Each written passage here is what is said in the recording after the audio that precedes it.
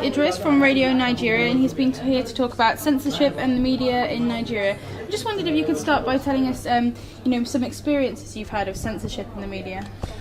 Yeah, it's quite interesting. I am a person who left this university as a protest movement.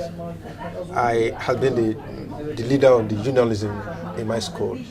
I got into the media to work with the federal government media. And it's been very interesting to see the contrast between the two ends. From the university or from the private media where you are free to talk to anybody you like, from the media where you are given a selected names that you must talk to. These are the views you must project in the media. I give you one example. I had to talk to one of the foremost nationalists in Nigeria, late Gani Fawemi, was a lawyer. And while I approached him, when I told my editor I wanted to talk to him, he told me, "You're on your own. If you talk to him, where will you hear your view?" That was one. Two, I was in the middle of a broadcast. Because at the point I was an economic editor. I was reading a story from the studios live when the broadcast was stopped. Because the economic story was against the government.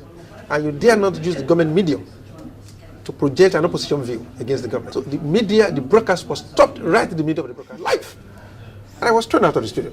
They are threatened to sack me several times because this is not what we are paid to do.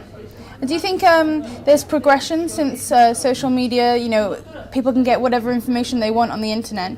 Do you think there's been progression in terms of less censorship, or in Nigeria more censorship, do you think? You cannot totally stop censorship because it comes in various guise.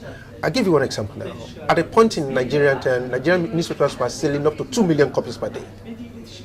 When the price of newsprint went up, when Nigeria became impoverished, people were unable to buy newspapers. Yeah. That is censorship.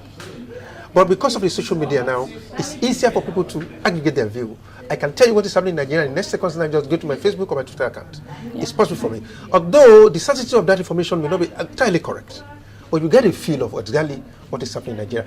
The good thing is that Nigerian news media now begin to report the media. They have to report the social media. They begin to report opinions in the Facebook. They begin to report opinions now on Twitter. So one way or the other, the new media had entirely democratized the structure. You don't need any license to publish your Facebook. You don't need anything. And you can invite as many as million friends.